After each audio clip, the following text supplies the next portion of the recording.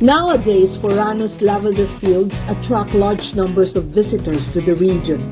When the plants are in full bloom, the majority of lavenders usually starts blooming late June and reaches its peak from around mid-July to early August. Lavender has been cultivated in Hokkaido since 1940s, when the arrival of lower-priced imported lavender had a decrease in demand for Hokkaido's lavender's main function shifted from agricultural product to tourist attraction. Summer blossoms of lavender from farm tomita are harvested to produce oils and dried flowers.